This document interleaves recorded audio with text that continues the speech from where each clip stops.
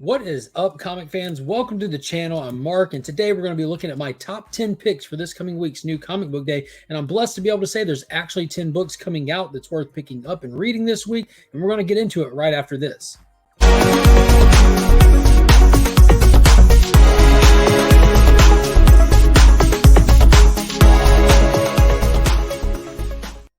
Shout out to the channel sponsor, Big Time Collectibles. They sponsor that monthly giveaway, the Legion loot box for the channel members. Be sure to check them out at bigtimecollectibles.com and follow them on Instagram and Facebook to not miss out on the awesome stuff they're doing. And if you need anything cleaner press set up, our good friend Justin, let him know that you found him via the channel and hit him with that We Are Legion, and you'll take advantage of that buy two, get one free special offer for viewers of the channel. The link to all the sponsors are in the description to all of my videos, so do not skip out on that awesome stuff. So let's get into it. February 14th and 15th. It looks like Valentine's Day is going to be releasing the DC books, and then following on that Wednesday will be the rest of the books, depending on where you live. Most places around here, at least, release DC on time. A lot of places, I am aware, hold them back and release them all on Wednesdays. But needless to say, this is a strong week. I thought last week was kind of, we're on the uphill of these scarce weeks, but this one's coming in strong. 10 titles, so this is my top 10 picks coming in for this week in no particular order. We're going to kick it off with Hulk number 12, and I did not promise these are going to be the top 10 best books, and by no means, because this right here, we're starting on a weak point. I am despising this series. I am not a fair weather Hulk fan, though. The good, the bad, and the ugly, I'm picking it up, keeping this run intact, keeping my Hulk collection intact, and it looks like we are completely done with Donny Cates early. This series is only supposed to be going to 14, I believe, and we have the artist, Ryan Ottley. Isn't it Ryan Ottley? It's Ottley, something Ottley. I believe it's Ryan Ottley. He's writing it now, so I have who knows where Cates went, what's going on with him. I don't want to speculate on that.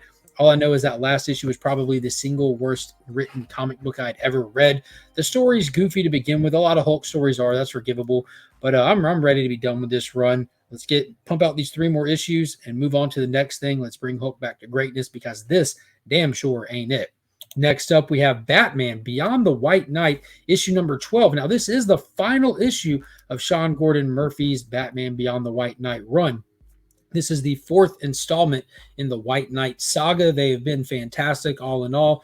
Harley Quinn story being the weak spot, and this one for me hasn't hit as hard, as I'm not too big and too versed on the Batman Beyond stuff. It's still been a great story, and for this final one, it is an all-out battle. We have Bruce Wayne storming the Castle of Powers, and we have all of the Robins on deck, the GCPD, everyone's going in on it, but Batman is still a wanted fugitive, so we'll see how it all ends. Let's see if Bruce Wayne actually makes it out of this universe alive, and let's see if they leave it open-ended to see if there'll be another installment. I'd definitely be interested to see what could even be done from here. This has really pushed the envelope for as far as the Batman story has really ever been told, and maybe Sean Murphy has big plans after this. We'll never know.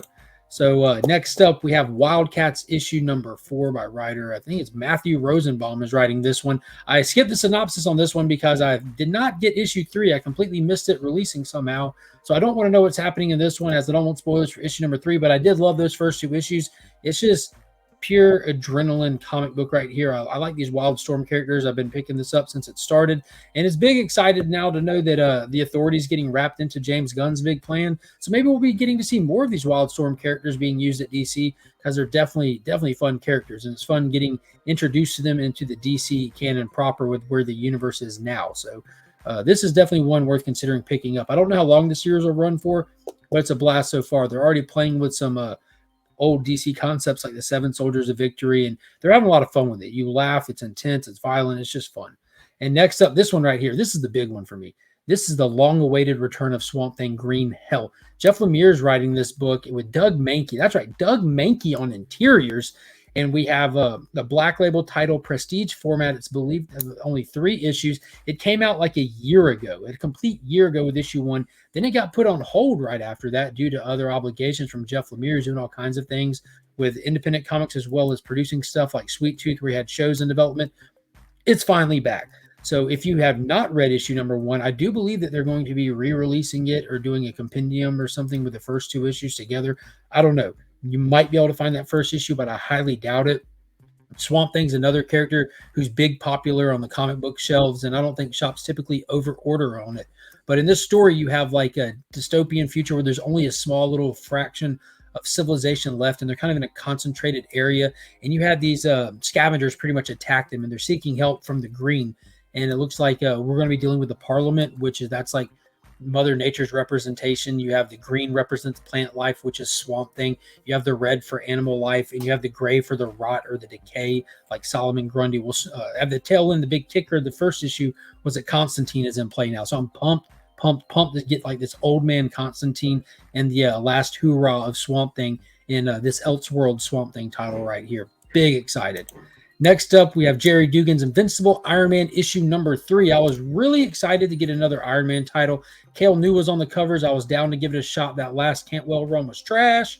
And the first issue of this blew me away. I really, really liked it. That second issue, polar opposite. Did not care one bit, but I did talk to a good friend, and he pointed out how it did give us a lot of context of what's going on with people, places, and things inside of the Marvel Universe.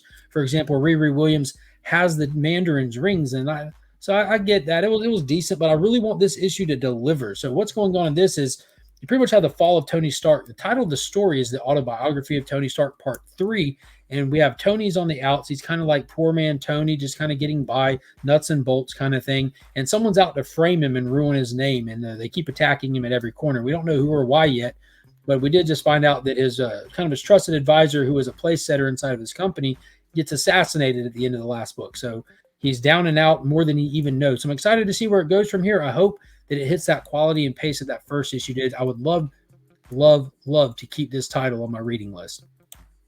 Next up, of course, we have another DC Universe Lazarus Planet installment. We get one every week until this one's over, which is at the end of this month.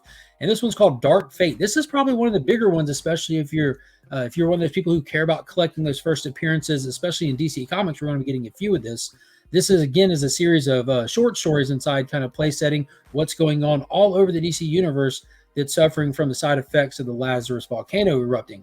We're going to be seeing characters like the Huntress, the Doom Patrol, the Flash family, as well as some new characters in this one, including Conduit, who is that new character that made headlines, who will be I think they said it's either trans character or a gender neutral character, but it made headlines being a brand new LGBTQ plus character who is able to harness and control the Still Force.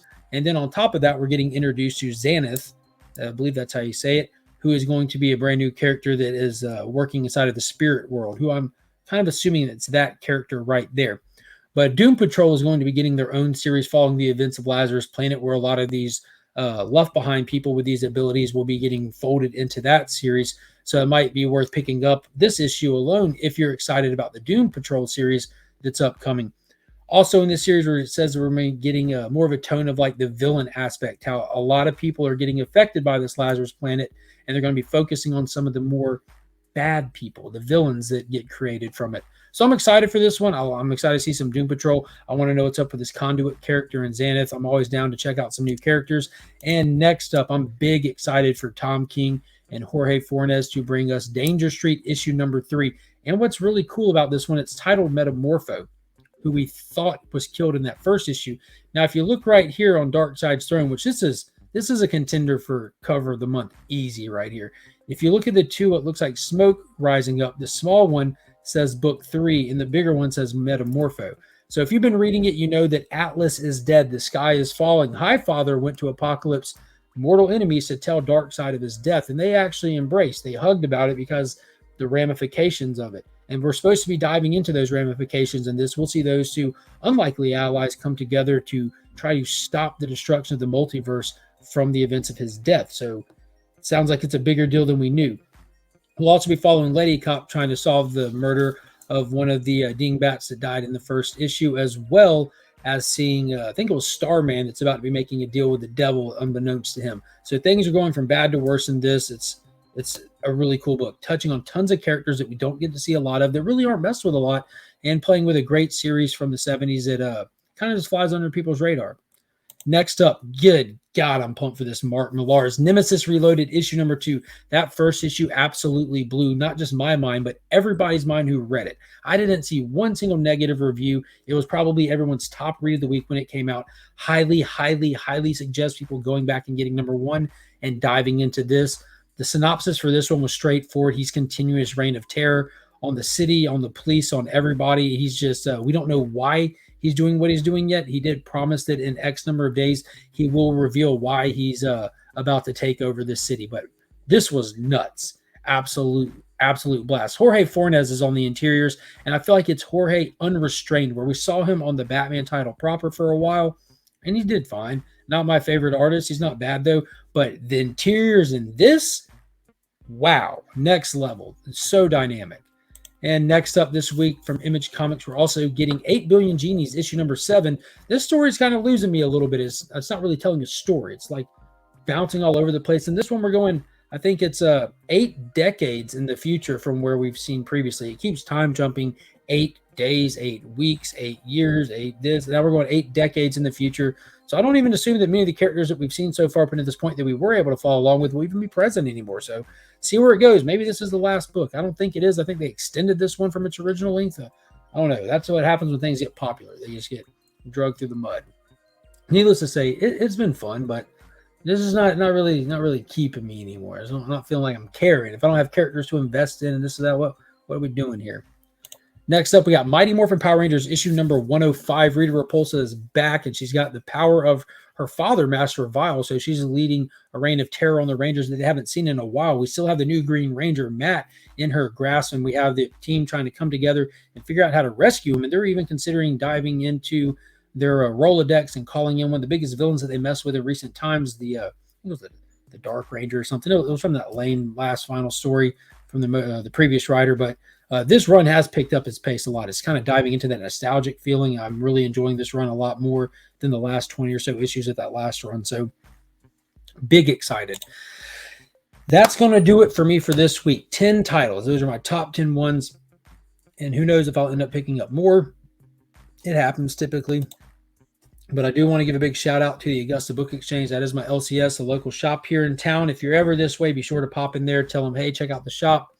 And if you want to know what my top pick for this week is going to be and why, check out the Comic Vets YouTube channel. Give him a subscribe every Sunday. He posts a video where him and I both give you one pick and why you should consider picking it up, whether it be spec, story, cover, who knows why. You got to go over there to find out. And that's going to do it for this week. Leave me a comment down below. Let me know what you're excited about. What is not on my list that you feel like I definitely need to be reading? I think the last recommendation that someone gave me that I picked up is Specs from Boom Studios.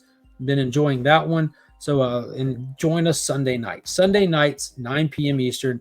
That's when we do At Week's End, and we go through all the books for the week, discuss them in full spoiler glory, as well as other shows, movies, announcements from the week. Just come hang out, come chat, have a good time. And until next time, as always, I'm Mark, but we are Legion.